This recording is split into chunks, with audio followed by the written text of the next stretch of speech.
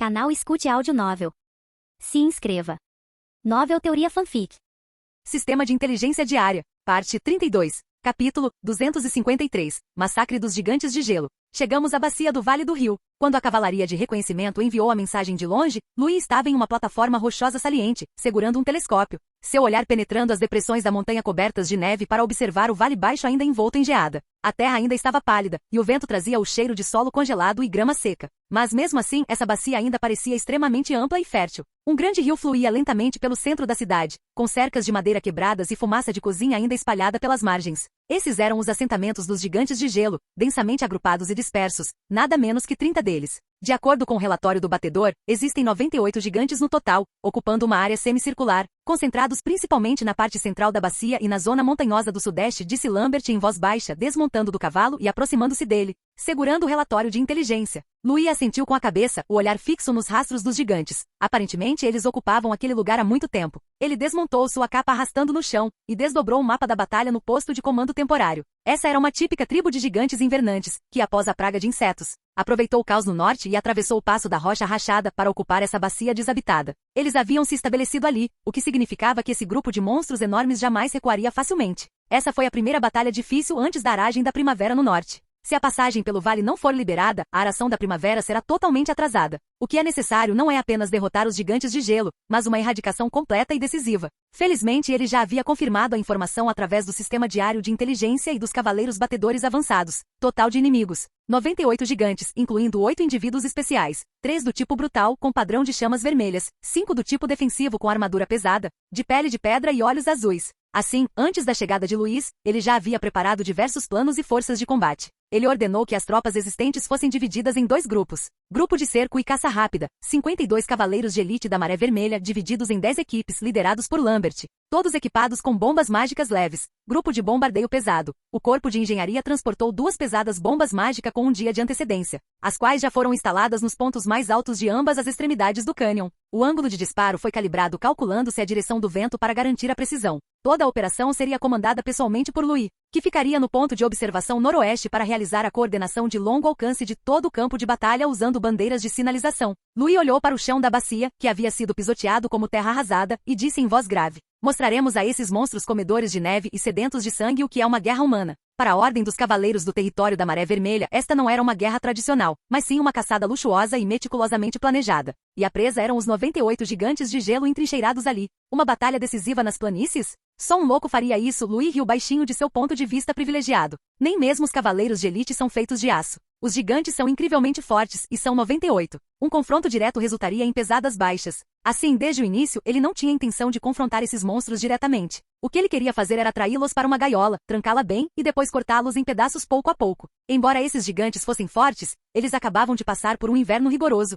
sem reservas alimentares, dependendo apenas da gordura interna durante 2 meses, eles já estavam famintos e fisicamente fracos. Esse foi o momento de maior vulnerabilidade deles. Assim, em 3 pontos do vale, o gargalo, a encosta e sob a rocha Bico de Águia, Louis instalou silenciosamente 13 enormes caldeirões militares antes do anoitecer de ontem. Nos caldeirões fervia um caldo de indução misturado com gordura salgada, carne assada e suco de ervas aromáticas, especificamente preparado para estimular o olfato dos gigantes de gelo. Levada pelo vento norte, essa fragrância agia como um longo chicote invisível, levando seu aroma com precisão até os acampamentos dos gigantes. Louis estava no ponto mais alto, observando o relatório do olheiro. Eles estão se movimentando, começando a se reunir. Do ponto de vista dos gigantes de gelo, isso poderia ter sido um banquete enviado dos céus. O cheiro era simplesmente forte demais. Mesmo com o olfato pouco desenvolvido, agora eles conseguiam distinguir claramente aquele aroma. Tendões de carne assada misturados com óleo de osso e gordura salgada, polvilhados com um suco vegetal quente e pungente. Esse cheiro era forte demais, como um anzol cravado no fundo do estômago, arrastando-os para fora de seus acampamentos. Mais de 30 gigantes de gelo se levantaram.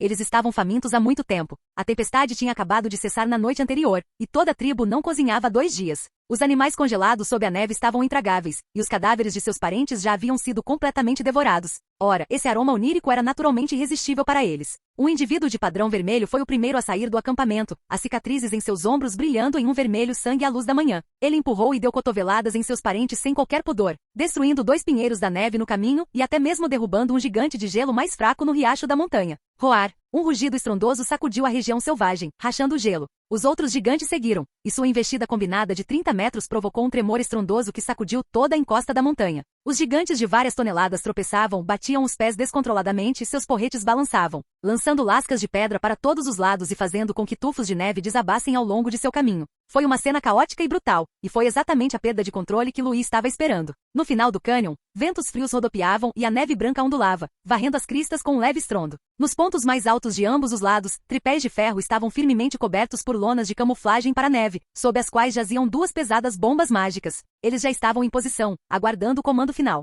E bem no meio do penhasco, Louis segurava seu telescópio, observando os gigantes lá embaixo, investindo contra o vale como touros enfurecidos. Ele sabia muito bem, a audição e a inteligência dos gigantes eram insuficientes para detectar tal armadilha, especialmente quando estavam com fome. Eles nem sequer perceberam como haviam caminhado, passo a passo, de um lugar de liberdade para esse cerco. De fato, a maioria dos gigantes havia chegado ao coração do vale, onde 13 caldeirões de caldo de carne fervente estavam empilhados. Eles se atacavam com seus porretes, lutando freneticamente pela comida, muitos indivíduos se dilacerando. Um Pokémon de armadura pesada e olhos azuis chegou a ser derrubado por dois de seus semelhantes perto de um caldeirão, com a cabeça esmagada contra o chão pedregoso. Um gigante de padrão vermelho bem no centro enlouqueceu, soltando um rugido furioso e pisoteando até a morte um parente um pouco mais magro. Então, sentou-se ao lado do caldeirão de sopa, chegando a estender as garras para enfiar diretamente na boca os pedaços de carne escaldantes que estavam na borda do caldeirão, ignorando completamente o óleo quente que escorria pela sua mandíbula. Perfeito, já estava na hora. No penhasco, Louis ergueu lentamente a mão direita, enluvada com uma luva preta. O oficial de bandeira estava atrás dele, com sua bandeira de comando carmesim perfeitamente imóvel.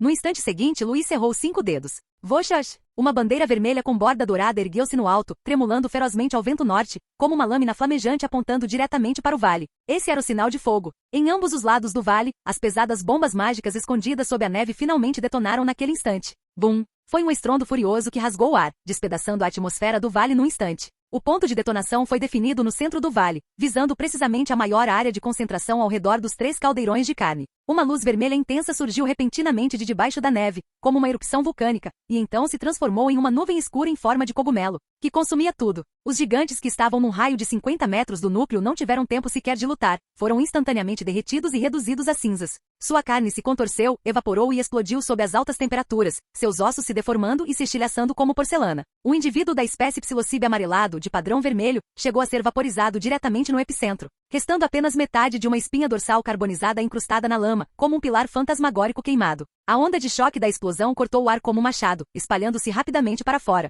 Mais de 30 gigantes no anel externo foram lançados diretamente para o ar, rolando por ambos os lados do vale.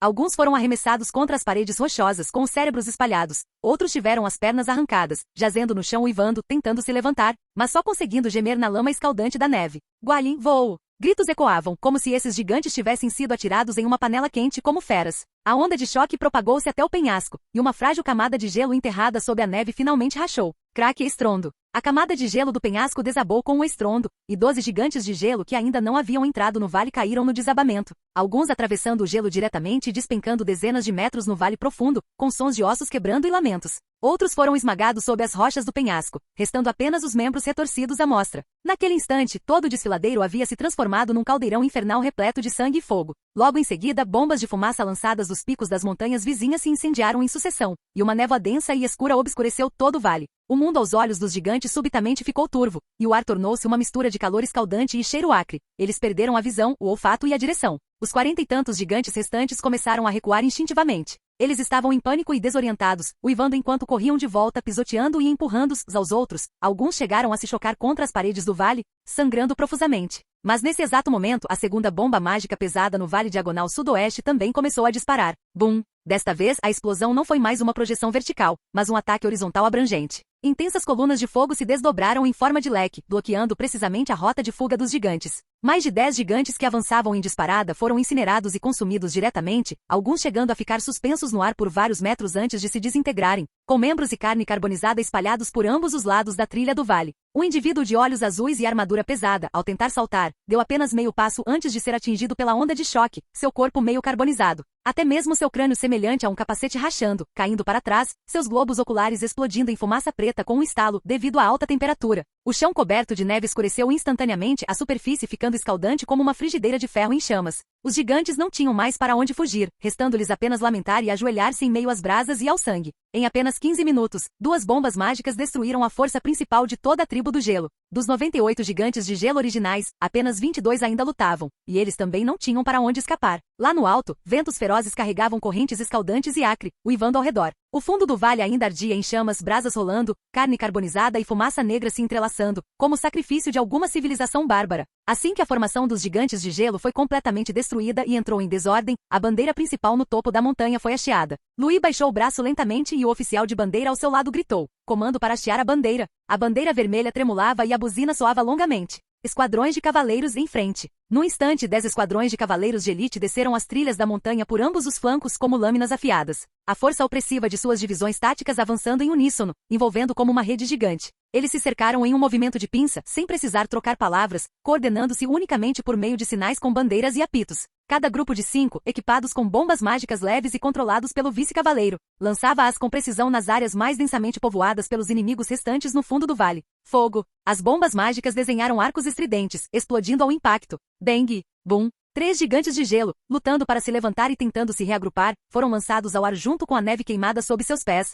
Sua carne instantaneamente dilacerada pelas chamas ardentes, seus ossos se transformando em carvão negro que caiu no fundo do vale. Mas, simultaneamente à explosão, um gigante de olhos azuis rugiu e se levantou. Todo seu corpo foi tomado por uma energia gélida, e seu domínio de frio extremo se expandiu instantaneamente, criando uma névoa de neve rodopiante num raio de dezenas de metros, e a temperatura despencou. Um esquadrão de cavaleiros aproximou-se depressa demais, seus cavalos de guerra relinchando e parando, suas armaduras congelando, suas respirações condensando-se em gotas de gelo. Ki de batalha para dissipar o frio. Rugiu o líder do esquadrão, e os 5 homens instantaneamente ativaram seu ki de batalha, o ar frio evaporando e se dissipando, abrindo caminho à força para o domínio de gelo do gigante. O gigante de olhos azuis rugiu, brandindo uma palma que estilhaçou a rocha da montanha, fazendo-a desabar sobre os cavaleiros como uma avalanche. Mas a formação dos cavaleiros permaneceu intacta. 2 cavaleiros avançaram para atrair o inimigo, enquanto 3 atacaram pela lateral, rompendo instantaneamente os tendões da retaguarda. O gigante ajoelhou-se, seu rugido ainda incompleto, quando uma espada longa de ki de batalha perfurou seu crânio através da mandíbula, cortando seu sistema nervoso, e ele caiu no chão.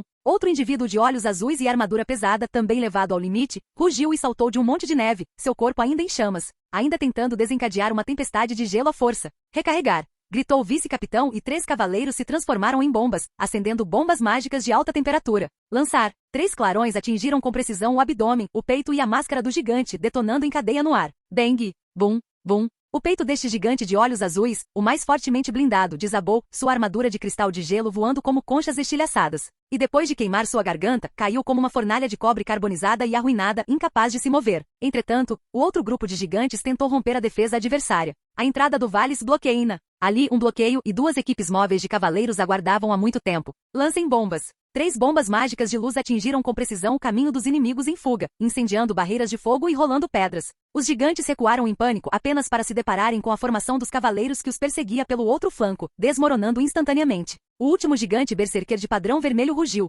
erguendo os braços, tentando romper o bloqueio em meio ao caos. Mas antes que pudesse dar 3 passos, uma sombra prateada saltou do penhasco como um meteoro. A lança de guerra de Lambert ardia com uma energia de batalha feroz, cortando o ar para perfurar com precisão a garganta do gigante de padrão vermelho. O monstro de 6 metros de altura pareceu ter tido seu suporte vital cortado, seus olhos perderam o foco, e ele caiu no chão. O sangue jorrou como uma fonte, mas apenas espirrou para fora de suas botas de guerra. O vale estava silencioso, apenas o crepitar suave do carvão na neve derretida. Um cavaleiro chutou um pedaço de armadura de gelo estilhaçada com a bota. Sério, eles nem conseguiram nos acertar. Outro murmurou. Do começo ao fim, parecia que estavam sendo processados em lotes. Isso não é guerra, é um campo de caça. A tribo dos gigantes de gelo foi completamente aniquilada. Nenhum dos 98 conseguiu escapar. O lado de Louis não teve nenhuma fatalidade, com apenas 12 pessoas sofrendo ferimentos leves, principalmente devido ao choque da explosão e escoriações. Essa foi uma batalha clássica de supressão tática extrema e de atração e eliminação baseadas no terreno. Louis estava no ponto mais alto, com vista para o campo de batalha no vale, seu olhar tão calmo quanto um espelho.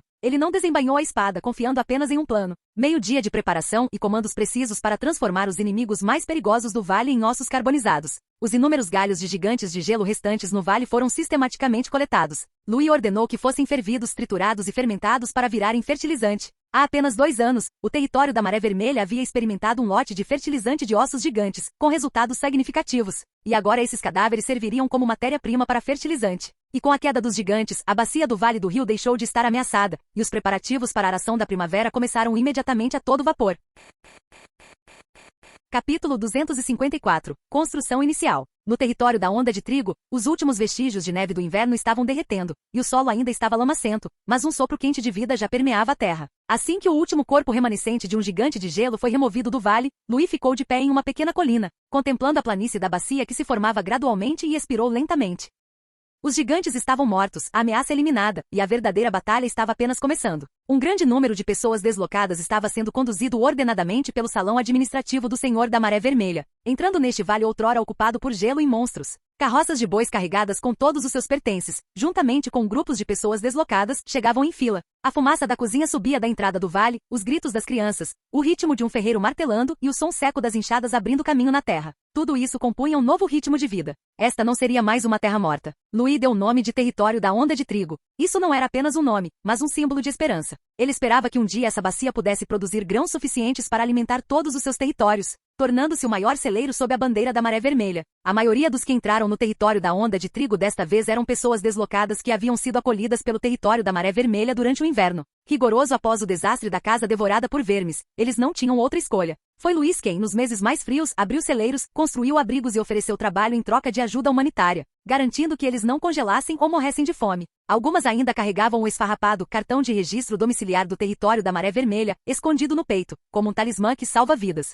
Assim, quando foi emitida a convocação para a aragem da primavera, eles não hesitaram em seguir as autoridades. O vale era distante e as condições difíceis, mas contanto que fosse terra designada por Lord Louis, eles ousaram cultivá-la. Estavam dispostos a cultivá-la e podiam cultivá-la. Eles confiavam nele não apenas por causa dos grãos, nem apenas pelas guarnições ou pelas terras, mas porque ele nunca os tratou como vítimas de desastres, mas como pessoas que poderiam criar raízes nesta terra e sustentar um território. É claro que se eles deixassem Louis, não teriam para onde ir. Além dessas pessoas deslocadas que perderam suas casas devido ao desastre da casa devorada por vermes e que agora dependiam da Maré Vermelha, havia também uma pequena parcela de moradores do território que anteriormente haviam acompanhado Louis na construção do território da Maré Vermelha, mas que agora haviam deixado voluntariamente as áreas de moradia estáveis. Eles não precisavam vir, o território da Maré Vermelha havia se recuperado gradualmente com grãos, estradas e casas. Ficar lá ao menos garantiria uma primavera tranquila. Ainda assim, fizeram as malas e, seguindo as ordens do território, entraram voluntariamente neste vale inculto onde nem mesmo a fumaça da cozinha havia subido. Havia apenas dois motivos. Um deles era Louis Calvino, o jovem lorde que eles haviam testemunhado pessoalmente e apoiado pessoalmente.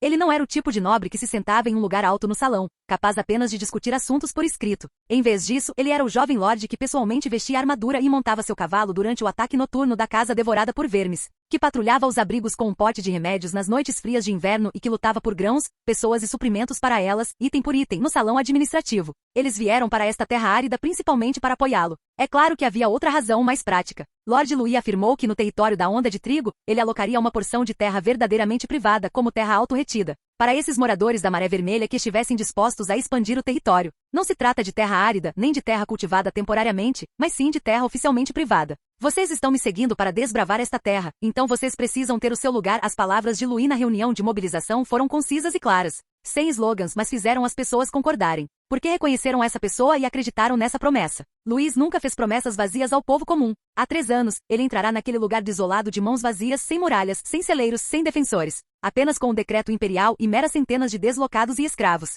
No entanto, foi ali que ele, com esmero, transformou uma terra árida no atual território da Maré Vermelha. Eles tinham visto pessoalmente as casas surgirem em fileiras e os grãos brotarem em meio ao solo congelado. Eles o viram construir estradas enquanto lutava e colher grãos enquanto acolhia pessoas, sem jamais se esquivar ou evitar a responsabilidade. Cada palavra que ele prometeu acabou se transformando em fumaça visível da cozinha, rações satisfatórias e beirais que podiam bloquear o vento e a neve. Dessa vez, quando ele se apresentou diante do vale e disse que queria construir outro território da Maré Vermelha, eles acreditaram nele. Embora não houvesse nada ali agora, nem mesmo sombras esparsas de árvores, e o vento ainda trouxesse geada. Mas eles sabiam que enquanto seguissem esse jovem lorde, mesmo que o chão sob seus pés estivesse congelado, um dia uma segunda Maré Vermelha se abriria. Uma terra onde ondas de trigo poderiam soprar. Além disso, a divisão de terras era clara e justa. A maior parte era terra pública, pertencente ao senhor e administrada uniformemente pela Câmara Administrativa. Louis optou por não privatizar as terras, mas estabeleceu um sistema de terras baseadas nos funcionários. O centro administrativo era responsável pela distribuição de sementes, ferramentas e forragem, e os deslocados eram empregados no cultivo da terra,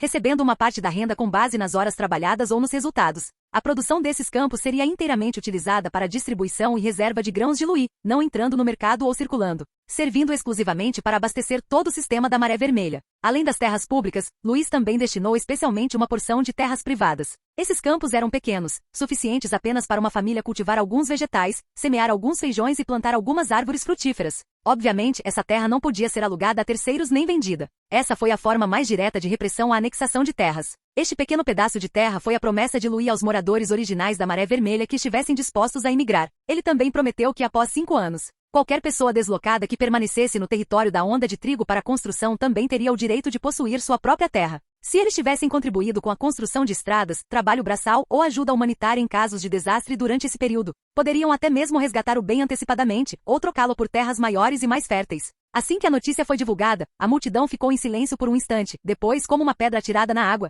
uma onda de excitação incontrolável percorreu seu corpo. Algumas tinham os olhos vermelhos, outras sorriam com os lábios cerrados, como se estivessem prendendo a respiração para não gritarem ali mesmo. É verdade. Se o seguirmos, poderemos realmente ter a nossa própria terra. Lord Louis sempre cumpre sua palavra. Murmúrios baixos vinham dos campos, mas ninguém interrompeu o trabalho. Em vez disso, o ritmo das pás batendo no chão tornou-se mais urgente. As vigas de madeira eram carregadas com mais firmeza e até mesmo aqueles que misturavam a lama começaram a cantar enquanto trabalhavam. Não era que ninguém estivesse cansado ou com frio, mas todos trabalhavam mais. Todos sabiam que desta vez, contanto que perseverassem, contanto que construíssem as estradas, preparassem os campos e plantassem a primeira leva de sementes, seus filhos, seus nomes, poderiam criar raízes nesta nova terra. Eles não pediram muito, nem esperavam recompensas ou glória. Tudo o que queriam era um pedaço de terra que realmente lhes pertencesse, comida suficiente para saciar a fome e um senhor que cumprisse sua palavra e os protegesse do vento e da neve. Eles trabalharam desesperadamente, não porque foram forçados, mas para cumprir a promessa de Louis e retribuir a sua confiança. Um senhor feudal lhes deu terras, e eles se dispuseram a lhe dar toda a fonte.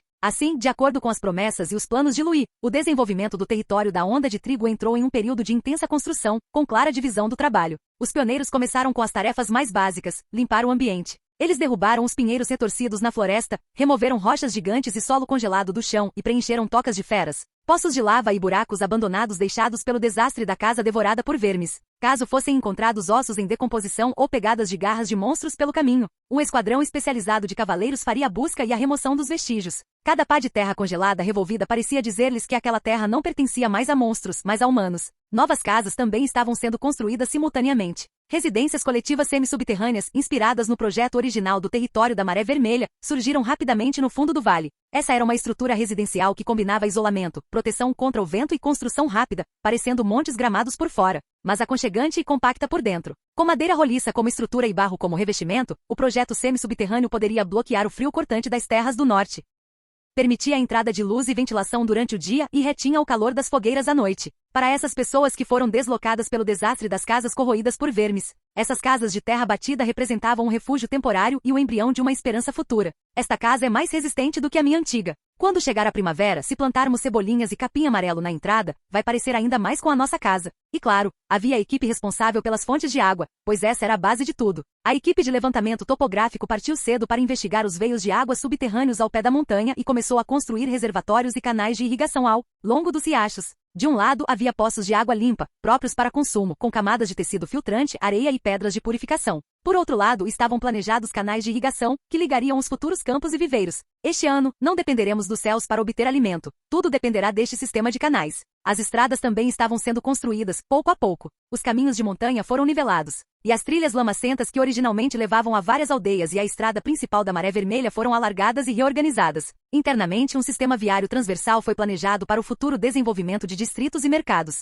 Isto não é apenas construir um barracão para morar, isto é construir uma cidade. Assim, sob inúmeras pás, enxadas e fogueiras, este vale outrora desolado começou a tomar forma. Estradas foram interligadas, canais de irrigação formados, moradias semi-subterrâneas brotaram como cogumelos da terra, e cercas de estacas de madeira protegiam as novas fronteiras em meio ao vento e à neve. Aquelas pessoas não eram mais refugiadas fugindo do desastre, mas pioneiras prestes a reconquistar sua terra natal. Já era final de março, época de começar os preparativos para o plantio da primavera, que era o período mais crucial do ano. Assim, Louis decidiu realizar primeiro uma reunião de mobilização para a aragem da primavera, a fim de elevar o moral dos moradores do território. O prédio administrativo provisório era uma construção adaptada de um antigo celeiro. cujas vigas de madeira rústica ainda exibiam manchas de fumaça do incêndio que destruiu a casa devorada por vermes. Mas agora estava pintada com o emblema da Maré Vermelha, suas janelas tinham vidros novos e as paredes estavam adornadas com insígnias da Maré Vermelha. Antes mesmo do início da reunião, as pessoas já haviam começado a se reunir. Alguns eram anciãos de várias aldeias e comunidades, alguns eram indivíduos capazes transferidos do território da Maré Vermelha, alguns eram ferreiros, capatazes e funcionários de assuntos agrícolas, e havia também representantes de agricultores com os rostos avermelhados pelo frio, sentados eretos como varas.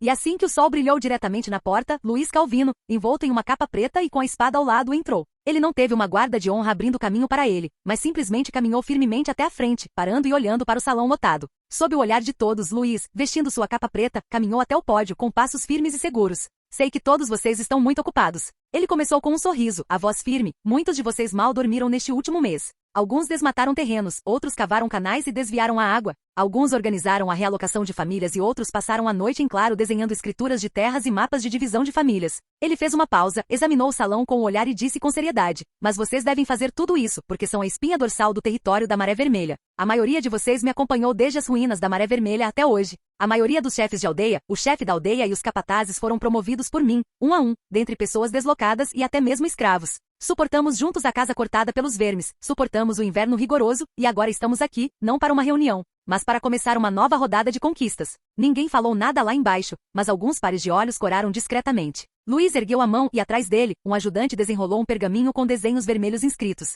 A partir de agora, está oficialmente emitida a ordem de mobilização para a aragem da primavera. Sua voz se elevou, ressoando como uma espada desembainhada. Todas as aldeias e comunidades devem iniciar imediatamente os preparativos para o plantio da primavera. Os chefes das aldeias são os principais responsáveis pelo preparo da terra e o progresso deve ser relatado diariamente. Todas as requisições, mão de obra e materiais deverão ser priorizados para uso agrícola. Dentro de 3 dias, agentes de inspeção serão enviados em grupos para patrulhar as aldeias. No final do próximo mês, será realizada uma reunião sumária de aragem de meados da primavera, que dará início a 3 grandes projetos de acompanhamento: escavação de canais de irrigação, criação de gado e assentamentos militares em campos fronteiriços. Cada aldeia, povoado e oficina seus próprios campos, seus próprios canais, seu próprio território. Desta vez, vocês estarão na vanguarda. Não estou aqui para tomar decisões por vocês, mas sim para garantir que vocês, juntamente com seu povo, assegurem a primeira colheita deste ano. Os rostos de vários chefes de aldeia estavam corados de entusiasmo juvenil, ansiosos para começar, como se Luiz tivesse acabado de emitir não uma ordem agrícola, mas uma ordem de batalha. Luiz desceu da plataforma e caminhou lentamente até o chefe da aldeia na primeira fila, deu-lhe um tapinha no ombro e depois olhou para todos ao redor. Também estou anunciando algo aqui. A partir de hoje, todas as aldeias, assentamentos, oficinas e grupos administrativos serão incorporados uniformemente ao sistema de incentivo ao desempenho.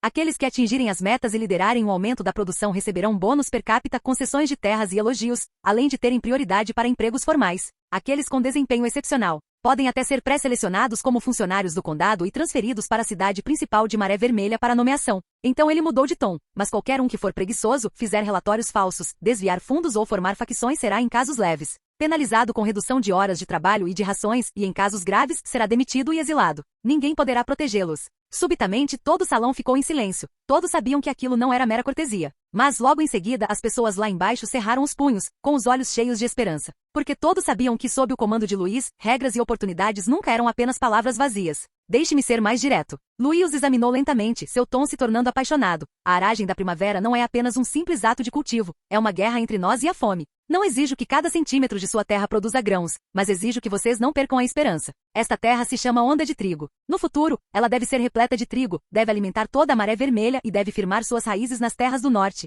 E tudo isso no futuro depende de vocês. Ele repentinamente acenou com o braço, e os auxiliares ergueram suas respectivas placas oficiais, distribuindo-as uma a uma aos representantes e chefes das aldeias. Eram peças de madeira gravadas com o emblema da Maré Vermelha e os números das aldeias, simbolizando: esta terra de agora em diante seria vigiada pelo povo, pertenceria ao povo e seria defendida até a morte pelo povo. Muitos na plateia tinham os olhos vermelhos e endireitaram as costas. Eles não tinham medo das dificuldades, o que temiam era que ninguém acreditasse neles. Mas agora o grande Lord Louis havia confiado todo o futuro da Maré Vermelha a eles. Essa foi uma tarefa e também uma honra.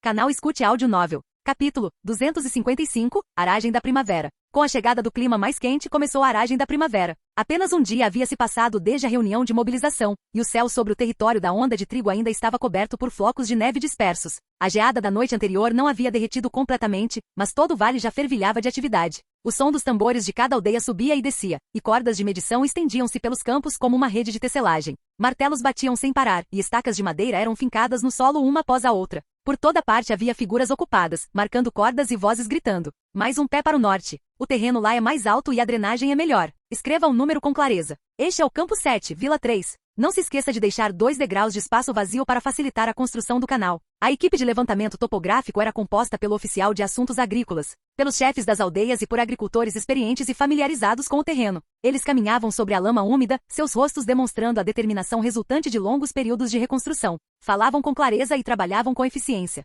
Foram instaladas placas informativas nas extremidades dos campos, exibindo desenhos e textos, limites das aldeias, traçados dos canais, números dos campos, tipos de solo e usos. À primeira vista, tudo ficou claro. Embora a maioria dos moradores da vila fosse analfabeta, todos conseguiam entender. Cada família também fazia fila no ponto de cadastro para informar o número de moradores, e tudo isso precisava ser registrado em um livro-razão. Por outro lado, a construção de grandes estufas também começou na mesma época. Ao contrário de outros acampamentos dispersos que ainda estavam desmatando e revirando a terra pá por pá para a aração da primavera, o posicionamento inicial do Vale de Onda de Trigo o destinou a ser diferente. Este era o centro nevrálgico da estratégia de aragem de primavera em larga escala, do território da Maré Vermelha, e seria um dos maiores celeiros produtores de grãos em toda a região norte no futuro. Portanto, a partir da demarcação do terreno, cada etapa deixou de ser uma tentativa fragmentada e passou a ser o início de um projeto organizado de engenharia agrícola. O vale possuía recursos geotérmicos superficiais únicos. O fluxo contínuo de calor liberado pelas veias rochosas subterrâneas constituía um leito quente natural. Isso significava que desde que fossem instaladas barreiras contra o vento e as redes de drenagem fossem devidamente gerenciadas, a temperatura interna das estufas poderia ser mantida de forma estável na temperatura de uma tarde de final de outono, o que já era um milagre na região norte. Assim, as estruturas das grandes estufas foram se erguendo lentamente à luz da manhã.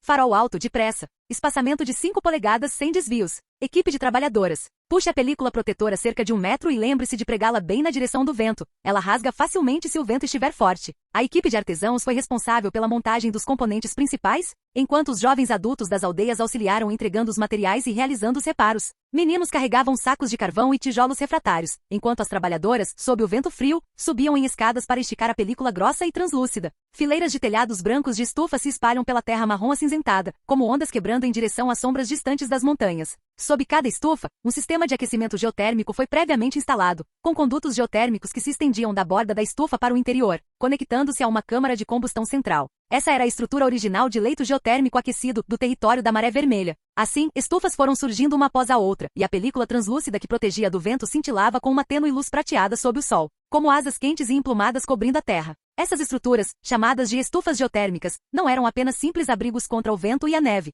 mas fortalezas que alimentavam a esperança de toda uma estação. Agora é a hora certa de revolver a terra, disse Mick, abaixando-se para tocar o chão sob seus pés. Os tubos de aquecimento estão funcionando normalmente, e a temperatura está concentrada e estável, perfeita para semear. Como oficial de assuntos agrícolas do território da Maré Vermelha, Mick era o mais experiente e tinha o olhar mais atento. Ele sabia num relance qual parcela deveria ser plantada com trigo verde e qual solo precisava de cinzas misturadas. A situação no território da Onda de Trigo dizia respeito ao plano de plantio de grãos para toda a região norte. Quando Lord Louis decidiu concentrar-se nessa área, transferiu imediatamente Mick do território da Maré Vermelha. Assim que Mick falou, os agricultores vizinhos suspiraram de alívio e começaram a pedir que levassem enxadas e ancinhos para as estufas, preparando-se para começar o trabalho. Louis também assentiu com a cabeça. Somente após a construção das estufas foi possível testar minuciosamente os encanamentos geotérmicos para garantir a ausência de vazamentos ou obstruções. Somente quando a temperatura fosse distribuída uniformemente até a camada de solo é que as sementes de trigo não congelariam e morreriam no solo durante as noites frias. Além disso, canais de irrigação, direção do vento e drenagem da encosta foram todos considerados no planejamento da estufa.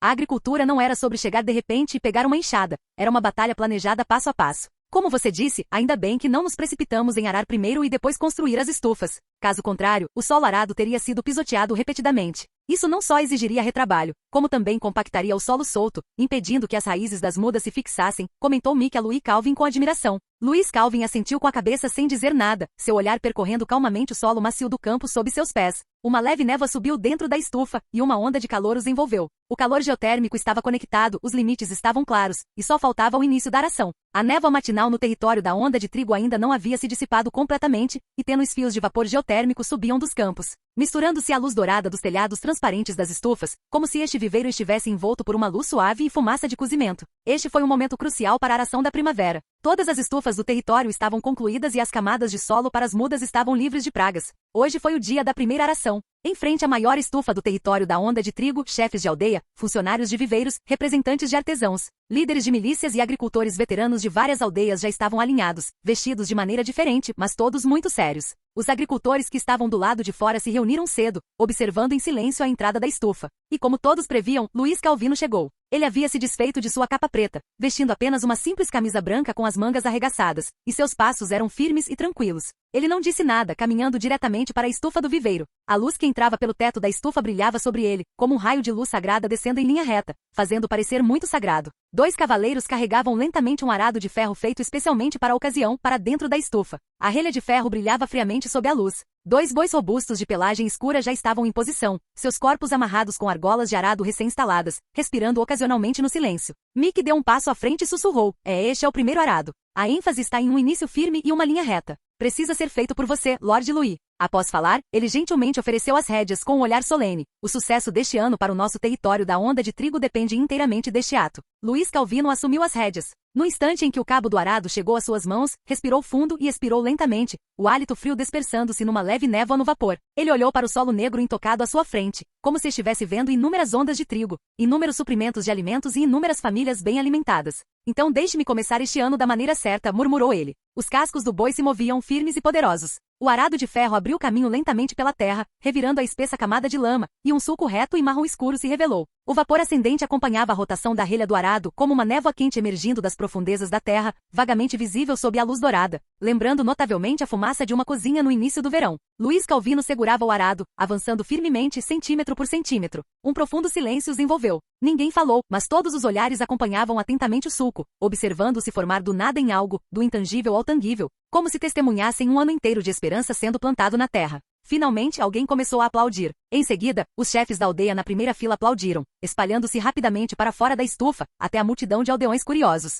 Quando os aplausos começaram, uma sensação de segurança se espalhou continuamente entre todos. Luiz Calvino sabia, naturalmente, que essa cerimônia da primeira aração era apenas um gesto simbólico. A aração propriamente dita da primavera já havia começado de forma ordenada, conforme o planejado. Ele não precisava guiar o arado pessoalmente. Aquelas tabelas de planejamento precisas, procedimentos detalhados e funcionários profissionais da área de assuntos agrícolas eram as garantias de eficiência. Mas ele também sabia que algumas coisas não podiam ser alcançadas apenas com eficiência. Os olhares fixos nele não contemplavam um senhor arando a terra, mas buscavam confiança, evidências de que suas vidas melhorariam. As esperanças mais simples dos aldeões nunca vieram de ordens frias, mas sim de vê-lo pessoalmente completar o primeiro arado da primavera. Luiz Calvin parou lentamente, deu um tapinha leve nas costas do boi e se virou para Mick com um sorriso tranquilo no rosto. O resto depende de vocês. Mick assentiu com um aceno pesado de cabeça, com um sorriso incontrolável no rosto. Na manhã seguinte, começaram os trabalhos de preparação do solo para o plantio em todas as aldeias. Os campos estavam cobertos de geada há muitos dias. Se as sementes fossem semeadas precipitadamente, congelariam até a morte no solo antes de germinarem.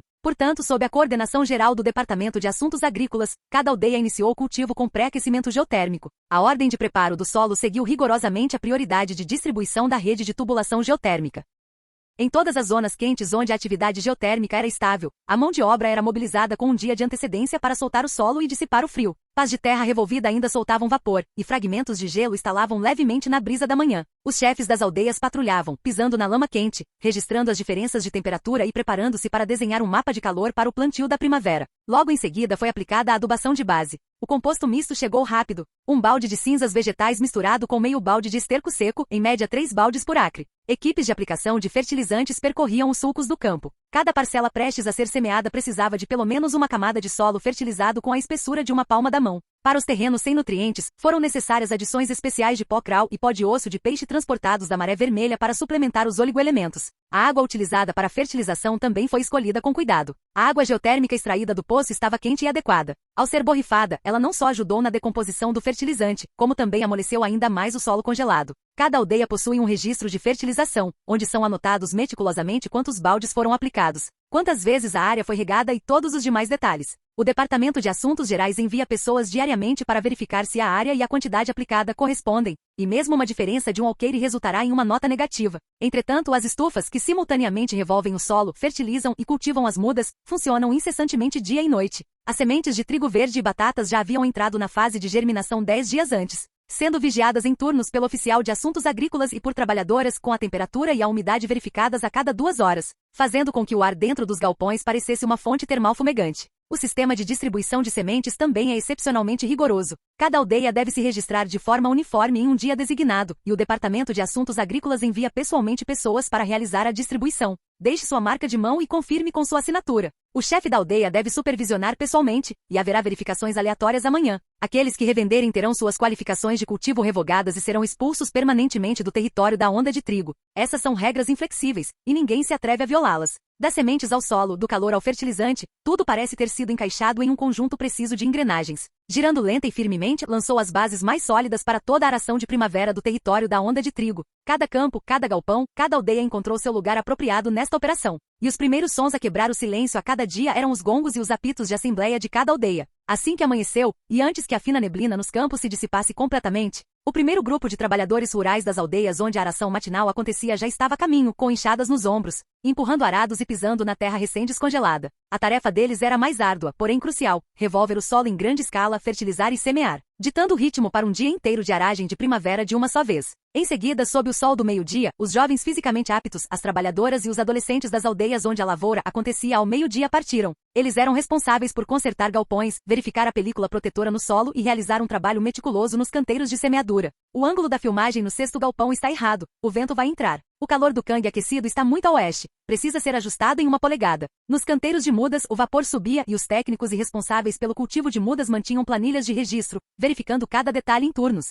Ao pôr do sol, chegava a vez das aldeias que realizavam a aragem noturna assumirem o controle. Milicianos e guardas da aldeia vestiram armaduras curtas, carregavam lanternas e patrulhavam canais de irrigação, estufas e pilhas de materiais na noite cada vez mais fria. A luz revelava o leve vapor dentro das estufas e passos, gotejamento de água e ocasionais sussurros suaves e risos se entrelaçavam no silêncio. Esta foi a primeira vez que o território da onda de trigo implementou um sistema de trabalho em 3 turnos desde o início da aração da primavera. Incessante durante o dia, implacável durante a noite. Cada aldeia tinha seu próprio período de trabalho, e cada período era interligado, não permitindo margem para erros. Como uma única engrenagem fora do lugar em um mecanismo preciso, isso poderia afetar todo o progresso. E por trás desse trabalho aparentemente cotidiano estava o primeiro experimento de despacho agrícola em larga escala em todo o sistema da Maré Vermelha. Se onda de trigo for bem sucedido, todo o preparo do solo na primavera em todo o território do norte poderá seguir esse modelo no futuro, para garantir que essa grande aração de primavera realmente surtesse efeito. Louis também ordenou especificamente a implementação de um mecanismo de gestão completamente novo. A cada aldeia foi designado um oficial de registro de cultivo.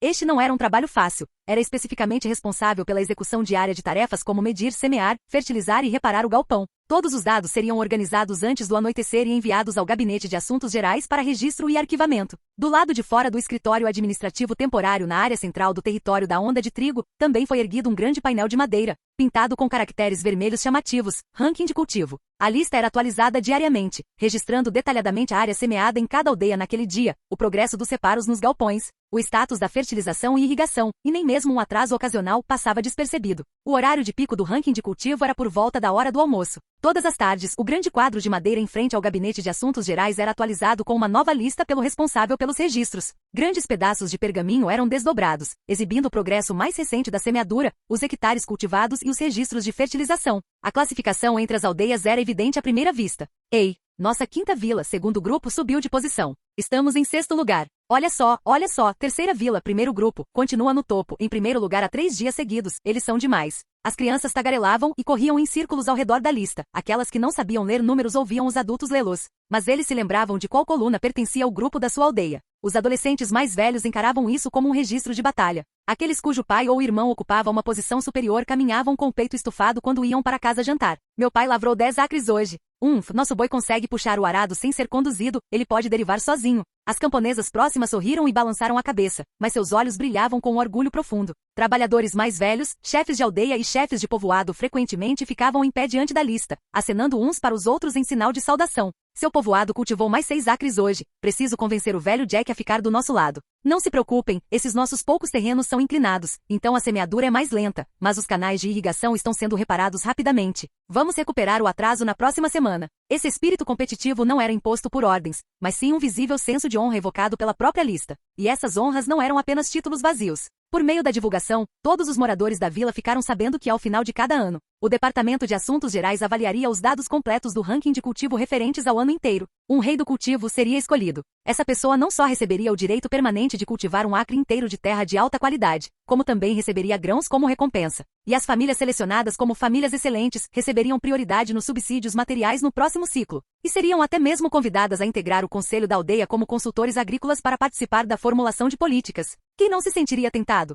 Se nossa família trabalhar duro este ano, conseguiremos aquele terreno à beira do rio no ano que vem. Ouvi dizer que as terras do rei do cultivo nem sequer pagam imposto territorial, elas realmente se tornam terras deles. Eles falavam de terra, grãos e hierarquias, mas no fundo, todos sabiam que tudo isso era dado pelo jovem senhor que vestia uma camisa e guiava o arado para sulcar a terra. Não era caridade, não era pena, era um caminho, uma seleção, um sistema de se você se sair bem, poderá se manter firme. Um velho, carregando suas ferramentas, ficou parado diante da lista por um longo tempo, até que finalmente murmurou, Lord Louis, que ele tenha uma vida longa. Nessa terra árida do território do norte, que havia sido devastada por desastres de neve e pragas de insetos diversas vezes, as pessoas entenderam pela primeira vez o que significava lutar por um futuro com as próprias mãos. Assim, na segunda manhã, antes que a lista fosse atualizada, os moradores partiram novamente. Carregar nos ombros, empurrar com as mãos, conduzir arado, manejar pá.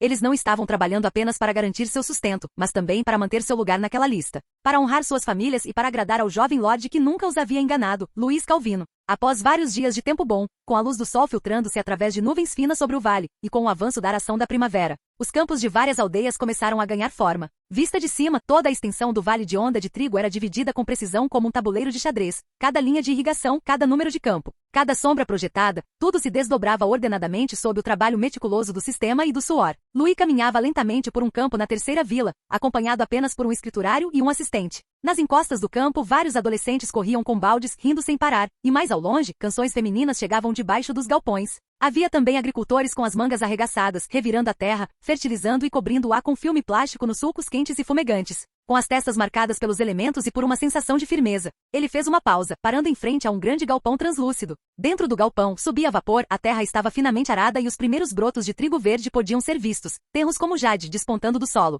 com veios levemente ondulados. A temperatura está bem controlada. Louis ajoelhou-se, com as pontas dos dedos tocando levemente o solo sob o galpão. Estava ligeiramente morno, macio mas não úmido, e a fertilidade era boa. O responsável pelos registros relatou em voz baixa ao lado dele. Atualmente concluímos 50% da aração da área. 70% dos canteiros de semeadura e a taxa de estabilidade dos galpões atingiu 80%. Se não houver frio tardio na primavera, poderemos começar a semeadura unificada da segunda leva de culturas básicas em 5 dias. Louis assentiu com a cabeça, seu olhar percorrendo toda a movimentada paisagem. Entre as figuras, algumas conduziam bois para arar a terra, outras carregavam baldes de esterco nos ombros, um velho agricultor guiava seu neto, que carregava uma enxada, explicando e gesticulando, e mães davam água aos rebanhos perto dos galpões, enquanto crianças seguravam sementes, observando atentamente. De repente ele sussurrou, é um pouco como no ano em que o território da Maré Vermelha foi estabelecido. Embora isso fosse apenas o começo, haveria mais terra, mais pessoas e talvez mais vento e neve no futuro. Mas pelo menos nesta primavera, ele semeou pessoalmente a primeira leva de esperança no território do norte.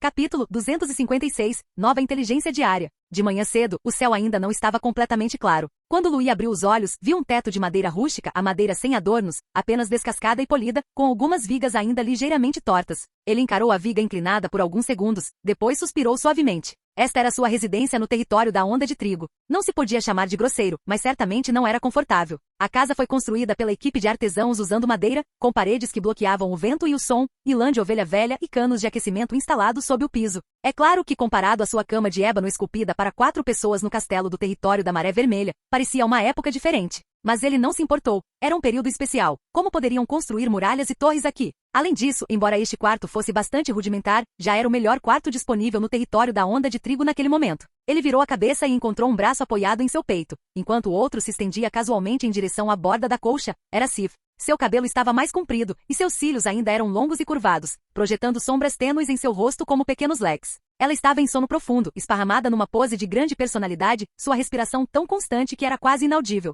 Louis lançou-lhe um olhar de impotência, depois levantou-se lentamente, movendo-se com tanta delicadeza que a cabeceira da cama nem sequer rangeu. Ele estava no território da onda de trigo havia quase 2 meses. Durante esses 2 meses, ele mal havia saído do vale. Desde os preparativos iniciais da primavera e a demarcação dos limites do campo até a construção de abrigos temporários e a abertura preliminar dos canais de irrigação, ele supervisionou pessoalmente quase tudo. E Sif e Emily se revezaram vindo do território da Maré Vermelha para acompanhá-lo. É claro que a região afetada pela Maré Vermelha também estava em um momento crítico para a aração da primavera. Então deixar Emily lá para coordenar os preparativos foi uma escolha mais razoável. Mas agora, estava quase na hora de voltar. Nesse ponto, o sistema de aração de primavera do território da onda de trigo estava dentro do cronograma. Ele já havia considerado todas as tarefas que precisavam ser feitas e os possíveis erros que poderiam ser cometidos. O resto era apenas uma questão de execução, que poderia ser deixada a cargo do oficial de assuntos agrícolas e de vários níveis de funcionários administrativos. E o território da Maré Vermelha era o verdadeiro núcleo de todo o domínio. Pensando nisso, ele vestiu seu casaco e caminhou até a mesa de madeira rústica no canto, sacudindo casualmente uma fina camada de poeira. Então, com um gesto da mão direita, acompanhada por uma dispersão de pontos azul claros, uma interface de sistema translúcida desdobrou-se lentamente diante de seus olhos. Atualização diária de inteligência completa? Titus Lâmina Congelada liderou os bárbaros da Lua Gelada em ataques contra os bárbaros do Machado Estilhaçado e os bárbaros da Rocha Vermelha, duas tribos. Originalmente com a intenção de se aliarem e invadirem o Império do Sul juntos, agora estão em guerra uns contra os outros devido a disputas territoriais. Embora os combates continuem, todas as principais tribos bárbaras enviaram vanguardas para sondar secretamente o Sul. 2. Musgo Sombrio foi descoberto em uma caverna muito profunda ao norte do território da Onda de Trigo, mas suspeita-se que bestas lagarto devoradoras de almas estejam à espreita nas profundezas da caverna. 3. O mineral especial ferro afundado Brasa Brasa está escondido nas camadas profundas da mina ao norte do condado Pico de Neve, sendo de altíssimo valor. O terreno que protege a mina é complexo, com fissuras de alta temperatura. Após ler o primeiro item, os lábios de Luís se curvaram em um leve sorriso, mas sua expressão não demonstrava nenhum sinal de relaxamento. Foi realmente uma boa notícia que esses bárbaros estivessem lutando entre si. Se as principais tribos bárbaras se aliassem de fato, as consequências seriam extremamente graves. Outra invasão bárbara em larga escala provavelmente seria demais para o agora severamente enfraquecido Reino do Norte defender, mas agora que eles estavam lutando entre si, isso tornou as coisas muito mais fáceis para o Império. No entanto, Louis bateu levemente com o dedo na mesa de madeira, produzindo sons surdos. Esses bárbaros não são cães selvagens sem cérebro. Essa era a parte problemática. Enquanto lutavam, a mente desses bárbaros estava muito lúcida.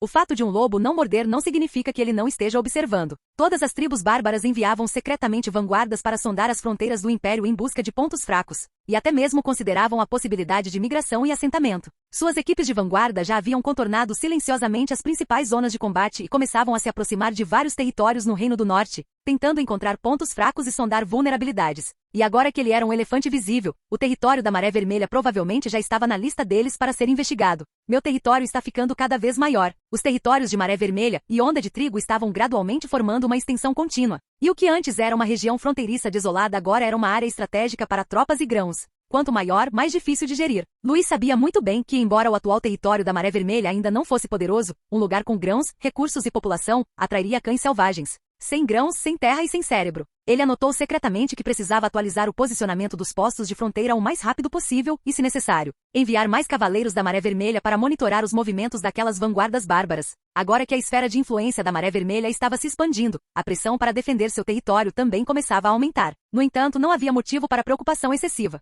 Ele estimou que levariam pelo menos 2 ou 3 anos para chegar a uma conclusão definitiva e lançar uma grande invasão. Ele acenou com a mão, continuando a examinar a segunda informação. Esse olhar fez com que suas pupilas se contraíssem ligeiramente, e um lampejo de genuína excitação surgiu em seus olhos. Musgo sombrio. Ele naturalmente já tinha ouvido falar dessa planta mágica extremamente rara. Ela só crescia em cavernas extremamente profundas, nas camadas em decomposição de florestas antigas ou em terras mortas, amaldiçoadas por espíritos vingativos, como ruínas de antigas guerras. Alimentava-se de calor geotérmico, partículas mágicas e traços de metais, apresentando uma cor púrpura profunda ou um preto intenso, com uma leve fosforescência percorrendo sua superfície. Pessoas comuns sentiriam apenas um arrepio, mas aos olhos dos verdadeiros cavaleiros da aura, seu brilho era tão quente quanto o mitril.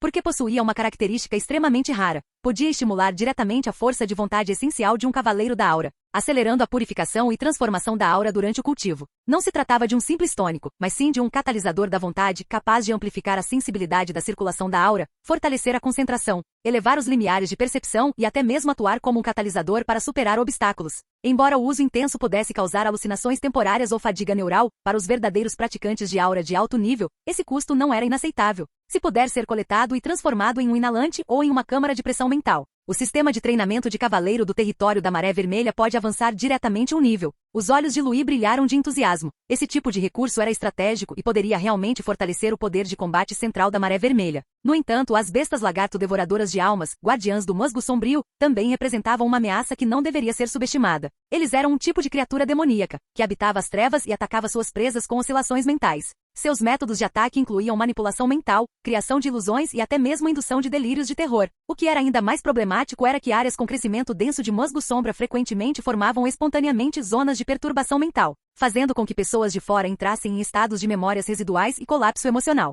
Sem a devida preparação, até mesmo um cavaleiro pode enlouquecer. É um pouco problemático, sim, mas só um pouquinho. Louis não demonstrou irritação, pelo contrário, sorriu. Embora musgo sombrio fosse perigoso, com a inteligência que agora possuía, desde que uma operação de limpeza de alta intensidade fosse organizada para eliminar as bestas lagarto e extrair a essência do musgo, ele poderia ser completamente controlado. Louis murmurou baixinho: se eu pudesse pesquisar um ambiente de cultivo artificial para o musgo sombrio, isso significaria o surgimento de mais um sistema exclusivo de aprimoramento da aura, pertencente ao sistema Maré Vermelha. E se controladas adequadamente, essas terríveis bestas lagarto devoradoras de almas não eram meras ameaças. Seus cristais mágicos possuíam propriedades de interferência mental extremamente singulares. Elas poderiam induzir medo, criar ilusões, interferir na percepção e no julgamento, e até mesmo perturbar a força de vontade do alvo por um curto período. Se extraídos e purificados adequadamente, eles poderiam ser processados em bombas de choque mental ou algum tipo de dispositivo de interferência secreta, usado no campo de batalha para abalar o moral do inimigo ou para criar oportunidades cruciais em assassinatos e operações secretas. Até mesmo, os lábios de Louis se curvaram ligeiramente, e ele já estava concebendo outra ideia em sua mente. Poderia ser usado como um dispositivo auxiliar durante interrogatórios. Em vez de os interrogadores gastarem tempo e esforço forçando confissões repetidamente, seria melhor deixar os suspeitos mergulharem em seus piores pesadelos, ao romperem suas ilusões mentais, revelarem as respostas por si mesmos. Essa foi uma falha que não pôde ser resistida nem disfarçada. Uma linha de raciocínio completa foi gradualmente tomando forma. Musgo sombrio para aprimoramento da aura e cristais mágicos de besta lagarto para armas mentais e meios especiais. Embora essa caverna fosse perigosa, os benefícios que ela trazia poderiam ser muito mais valiosos do que montanhas de ouro e prata. Nada mal, posso dar uma olhada no caminho de volta para o território da Maré Vermelha. Louis então olhou alegremente para a terceira informação, seu olhar parando ligeiramente, mas seus lábios lentamente se curvaram para cima novamente. Vestígios de ferro afundado de brasa ardente descobertos nas profundezas da mina ao norte do condado Pico de Neve. Ei, mais uma boa notícia. A empolgação de Louis era quase palpável em sua voz. Ferro afundado de brasa ardente não era um minério comum, mas uma substância milagrosa encontrada apenas em locais onde antigas bestas mágicas do elemento fogo haviam caído. Diz a lenda que quando essas criaturas mágicas morriam, seu imenso calor vital se infiltrava nas camadas rochosas circundantes. Após incontáveis anos de fusão geotérmica e gases minerais, finalmente se condensava nesse minério, tão escaldante quanto magma e difícil de manusear. Sua cor era um vermelho profundo, quase como ouro derretido, com sua superfície parecendo selar faíscas cintilantes. Uma vez que a aura era infundida, podia-se sentir uma energia violenta, semelhante a uma chama, emanando de volta. Era o mineral mais adequado para forjar armas do Cavaleiro da Aura. Se a qualidade deste lote de minério for estável, então minhas tropas de elite poderão ser equipadas com verdadeira cavalaria de ferro com lâminas flamejantes. A mente de Louis rapidamente evocou a imagem de uma cavalaria totalmente blindada, suas armaduras reluzindo, lanças flamejantes, cheias de vigor. Em comparação com armamentos padrão feitos de minerais comuns, o ferro afundado de brasa flamejante não só se adapta melhor às estruturas de condução de aura, como também possui um alto efeito de interferência térmica. Em combate real, ele pode cortar escudos de ferro e perfurar armaduras de couro, melhorando significativamente sua capacidade de perfuração, tornando-o a escolha preferida para armas de cavaleiros de linhagem sanguínea. Louis olhou para a inteligência, seus olhos brilhando com uma luz calculista. Com o minério encontrado, aquela mina ao norte também deveria ser incorporada ao território. Ele já havia tomado sua decisão. Ao contrário do território da Onda de Trigo, que era um território do tipo celeiro centrado no cultivo, ele pretendia construir uma nova fortaleza do tipo campo de batalha, centrada na mineração e forja na mina ao norte do condado Pico de Neve. Isso incluiria a construção de áreas de forjamento, campos de treinamento aura e bancadas de calibração de munições, formando verdadeiramente um sistema de armamento da Maré Vermelha integrado. Esse seria o futuro arsenal do território da Maré Vermelha. As notícias de hoje foram realmente uma sequência de boas notícias. Louis fechou a interface flutuante, com um leve sorriso ainda nos lábios. Sistema inútil, finalmente você fez a sua parte, murmurou ele baixinho, e então se espreguiçou. Sif esfregou os olhos e sentou-se, com o cabelo despenteado como se tivesse acabado de explodir, enrolado no edredom e olhando para ele sonolenta. O que você está pesquisando agora? Sorrindo como um aproveitador tão cedo da manhã. Muito bem, eu também sou um lorde, preciso pensar nos próximos planos. Louis vestiu casualmente seu manto exterior. Hoje retornaremos ao território da Maré Vermelha. Você também deve se preparar. Sif assentiu com a cabeça, piscou e finalmente acordou completamente. Vou organizar a festa de despedida. Dito isso, ela se vestiu com esmero e saiu trotando, bocejando. Louis lançou um olhar para a figura dela que se afastava, com um toque de ternura nos olhos, e depois voltou-se para a mesa de madeira no canto da sala. Em seguida, chegou a hora de sua rotina diária de cultivo. Ele estava sentado de pernas cruzadas no tapete, praticando a técnica de respiração das marés. A aura dentro de seu corpo fluía suavemente como ondas de água, enquanto seu poder mental se acumulava camada por camada em meditação primordial, como uma brisa marítima roçando os recifes, às vezes lenta, às vezes rápida. O cultivo simultâneo de aura e magia era, há muito tempo, sua prática fundamental diária. Mesmo sendo um lorde sobrecarregado com deveres oficiais, ele nunca os negligenciou por um único dia. Meia hora depois, ele abriu os olhos, uma leve névoa emanando de seu corpo, sua aura tão firme quanto um pinheiro. Podemos ir agora, disse Sif, aproximando-se dele. Louis assentiu com a cabeça, vestiu a capa padrão dos Cavaleiros da Maré Vermelha e saiu da casa. Uma pessoa já aguardava no pátio. Era Cavaleiro Green, o chefe interino responsável pelos assuntos internos e pela segurança do território da Onda de Trigo.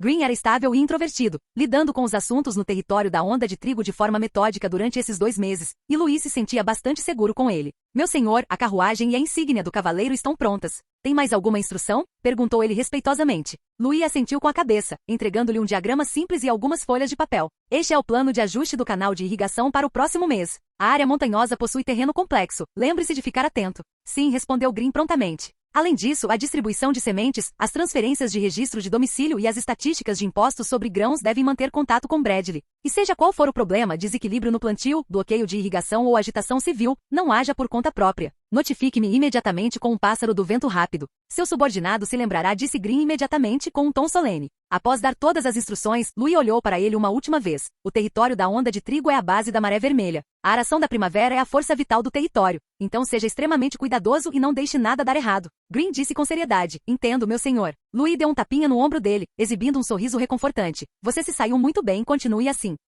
No momento da partida, vários funcionários do Ministério do Interior, representantes dos artesãos e outros vieram se despedir. Embora não tenha havido muita cerimônia, as expressões de todos eram solenes. Louis montou em seu cavalo, observou os arredores sob o estandarte e finalmente disse suavemente a todos: Senhores, cuidem bem desta terra. Voltarei em breve para inspecioná-la. Como meu senhor ordena, responderam todos em uníssono. Os Cavaleiros da Maré Vermelha partiram então, o comboio saindo lentamente do acampamento de Onda de Trigo sob a luz da manhã, seguindo pelo caminho de cascalho na borda do vale, com a linha da neve distante, ainda não derretida, brilhando com uma luz branca e fria. Pouco depois de partirem, Louis disse baixinho para Lambert, que estava ao seu lado: Faça um pequeno desvio a um lugar que quero ver. Sim, meu senhor. Ninguém apresentou objeção. Se o chefe do território da Maré Vermelha dissesse que queria fazer um desvio, então eles fariam. Todos sabiam que o querer ver de Louis nunca era apenas um olhar casual.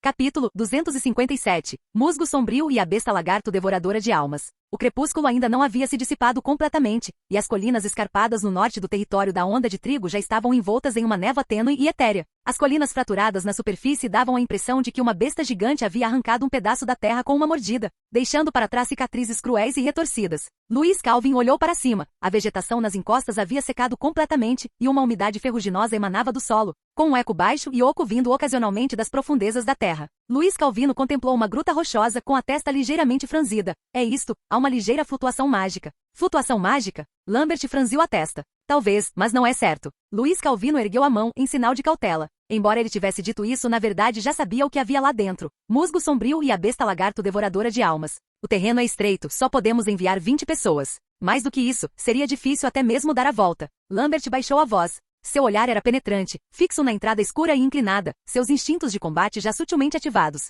Ótimo. Louis Calvin assentiu. Você escolhe as pessoas, a elite da elite. O resto ficará do lado de fora e selará a entrada da caverna se necessário. Sim. Em pouco tempo, mais de 20 cavaleiros da Maré Vermelha de alta patente, trajando armaduras leves, alinharam-se, cada um equipado com dispositivos especiais além de suas armas padrão. Antes de partir, Louis Calvino deu sua ordem final. Todos devem usar uma máscara purificadora de videira folha de gelo e ativar o sachê de névoa de liberação lenta 3 minutos após entrarem. Ao ouvirem isso, todos tiraram de suas mochilas as máscaras transparentes, emolduradas em prata. Esses eram equipamentos experimentais desenvolvidos pela Oficina de Pesquisa da Maré Vermelha, originalmente projetados para resistir aos ataques psicológicos do Ninho-Mãe. Eles continham um líquido viscoso azul claro, refinado da trepadeira folha de gelo, capaz de liberar rapidamente uma fina cortina de névoa quando submetido à interferência mental, isolando poluentes como esporos e gases alucinógenos. Lembrem-se, se sentirem tontura, zumbido no ouvido ou lapsos de memória, aumentem imediatamente a névoa. Não há tempo a perder, ordenou Louis Calvino. Sim. Verifiquem se está hermeticamente fechado. Lambert tinha o hábito de inspecionar o grupo, certificando-se de que todos estivessem devidamente equipados, antes de abrir caminho para as profundezas escuras. Louis Calvino e 5 guardas pessoais seguiram de perto, enquanto os outros entraram nas profundezas da câmara subterrânea aos pares.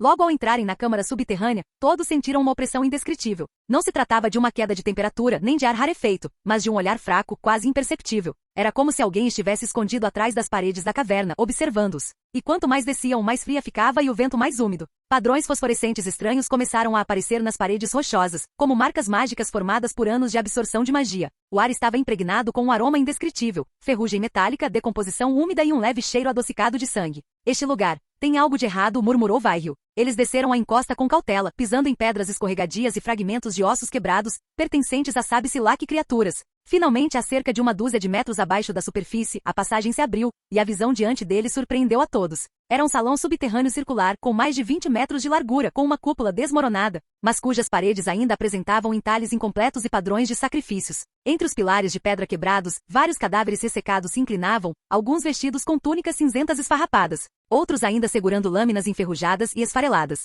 Ainda mais arrepiante era o musgo preto arroxeado que cobria as paredes e os cadáveres. O musgo sombrio contorcia-se lentamente, sua superfície brilhando com uma fraca fosforescência, espalhando-se como uma maré. A temperatura do ar despencou e uma fina camada de geada branca chegou a aparecer na camada externa do purificador folha de gelo. Isto não é uma caverna natural, disse Luiz Calvino lentamente com um olhar penetrante. É um túmulo. Um túmulo antigo, muito ritualístico. Luiz Calvino deu um passo à frente, ajoelhou-se ao lado de um cadáver e delicadamente afastou o musgo aderido, revelando uma inscrição incompleta no externo. Um padrão de cruz em forma de floco de neve com uma rachadura horizontal esculpida no centro. É o antigo emblema dos Jurados da Neve, especulou Louis Calvin. Deve ser o antigo túmulo de um sacerdote do País da Neve e seus guardas acompanhantes de vários séculos atrás, só que o musgo sombrio cresceu com o tempo. Um jovem cavaleiro da Maré Vermelha ao lado dele exclamou surpreso. Tudo isso não foi destruído há 30 anos? Talvez nem tudo, por exemplo, este lugar nunca apareceu em nenhum mapa ou em quaisquer registros históricos. E justamente quando estavam tomados pela dúvida, o musgo sombrio a seus pés se contorceu silenciosamente e sutilmente. A princípio, eles simplesmente se agarravam às paredes, aos cadáveres e às fendas das rochas, de forma discreta. Mas agora, atraídos por algumas sutis flutuações nas correntes de ar, aqueles brilhos roxos se aproximavam lentamente da multidão, como um tapete úmido que se estende aos poucos. Não havia som nem cheiro, mas se alguém removesse a máscara naquele momento, perceberia imediatamente uma aura de medo arrepiante, originária das memórias da morte de outros, emanando lentamente do musgo. Esses foram ataques sensoriais compostos pelo medo dos sacrificadores, o desespero dos soldados e os lamentos dos amaldiçoados. No entanto, esses cavaleiros da Maré Vermelha, usando seus purificadores de folha gelada, já haviam isolado silenciosamente os esporos do medo que estavam fora de suas máscaras. Sob a proteção de Luiz Calvino, eles haviam evitado, sem saber, a erosão inicial de uma contaminação mental.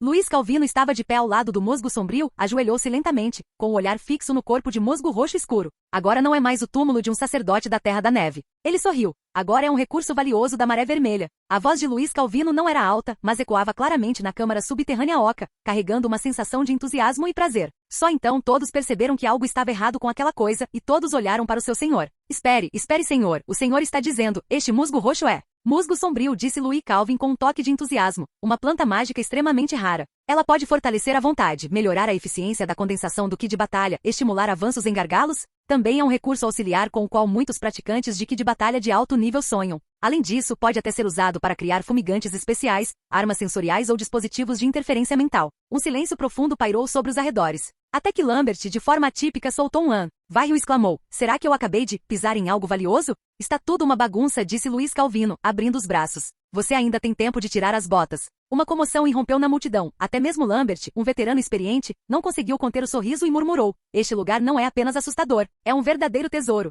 Essa coisa pode ajudar as pessoas a superarem obstáculos? Isso é verdade ou mentira? Estou presa na fase inicial de elite há 4 anos. Se eu soubesse disso antes, teria trazido uma mala. Vocês sentiram o cheiro? O ar está diferente. Sinto que minha garganta está mais limpa, e até o aglomerado de energia vital que não tinha se dissipado no mês passado parece um pouco quente. Cara, se acalma. Nesse momento, a atmosfera havia mudado do choque para a excitação, a euforia e até mesmo o fanatismo.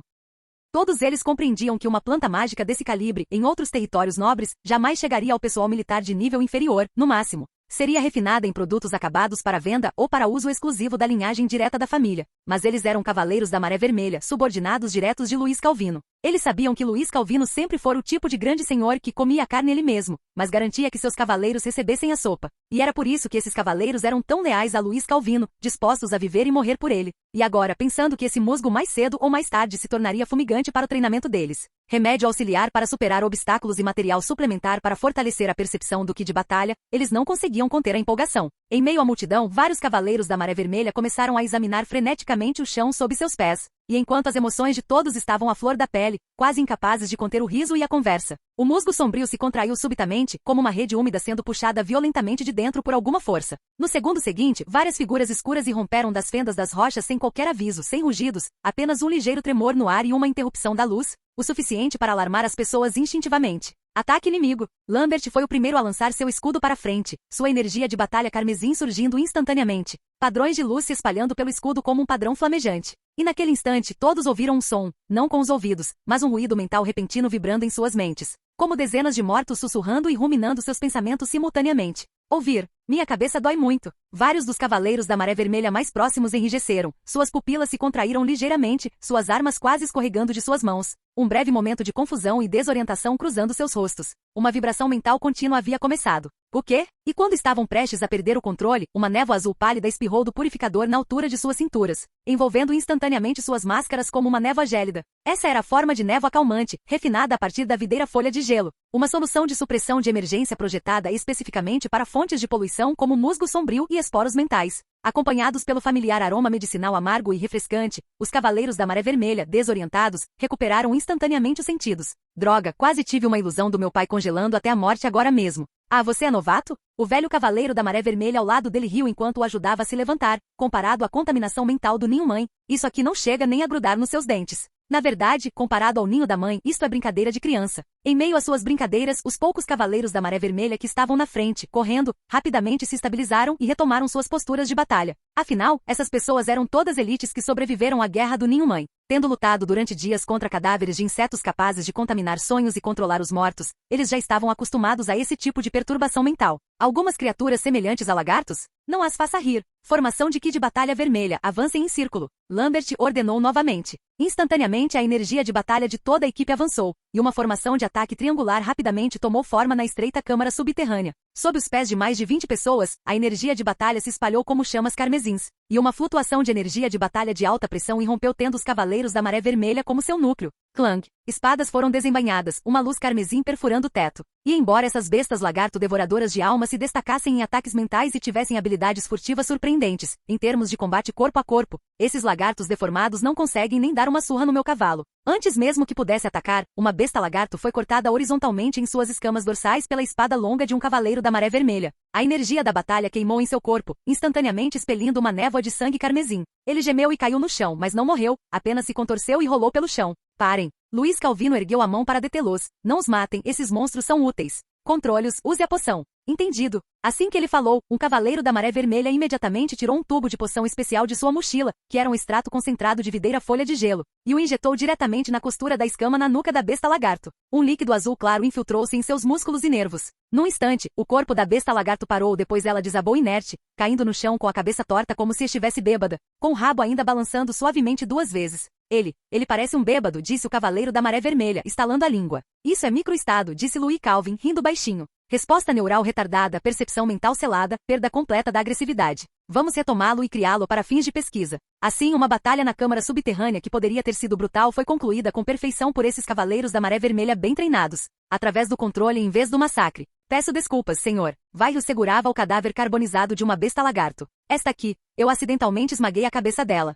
Não importa. O olhar de Luiz Calvino permaneceu inalterado, e ele sorriu. Apenas disseque-o e examine sua estrutura cristalina mágica. Deixe o resto. Em breve, os resultados da batalha foram contabilizados. Eles encontraram 66 bestas lagarto devoradoras de almas. Mataram uma e controlaram com sucesso as 65 restantes.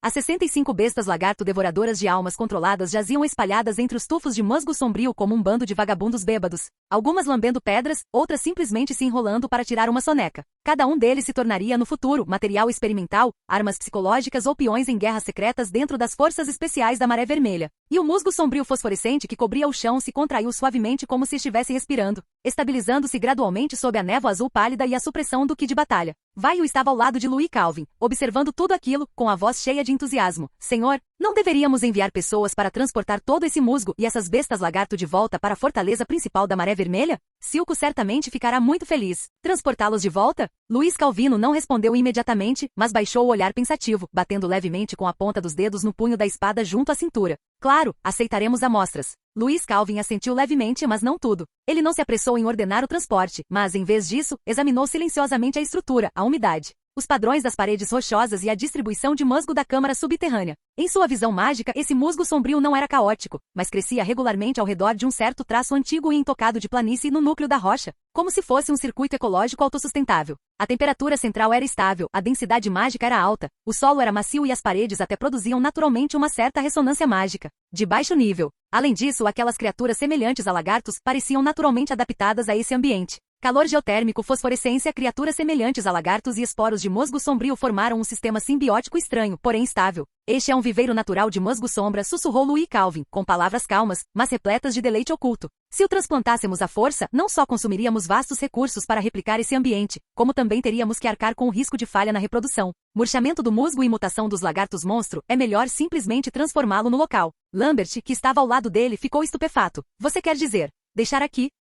Louis Calvin ergueu a mão e apontou para uma área plana no meio da câmara subterrânea. Vamos transformar isto em uma sala de treinamento de fumigação subterrânea. Uma área de teste de percepção de ki de batalha em baixa temperatura. Uma estação de cultivo de musgo sombrio e uma sala de controle e criação de bestas lagarto. Este será o berço espiritual dos Cavaleiros da Maré Vermelha no futuro. E talvez seja possível realizar avanços significativos diretamente aqui, no subsolo. Quanto mais Lambert ouvia, mais absurdo parecia e, finalmente, ele só conseguiu sorrir ironicamente. Senhor, o senhor está planejando transformar uma tumba antiga em um campo de treinamento para Cavaleiros da Maré Vermelha. Louis Calvin deu um leve sorriso. Trata-se de transformá-lo em um recurso para o poder de combate da Maré Vermelha. É claro que outros detalhes serão definidos após a experimentação. Dito isso, ele se voltou para os Cavaleiros da Maré Vermelha e começou a dar ordens. 10 Cavaleiros da Maré Vermelha guardarão este lugar, e a entrada da caverna será designada como área restrita. Quando retornarmos, quero um mapa geomorfológico completo. Coletar 12 amostras da borda de crescimento do musgo sombrio, para serem usadas em experimentos com líquido de fumigação. Produção de agente condensador e formulação de injeção para percepção de ki de batalha.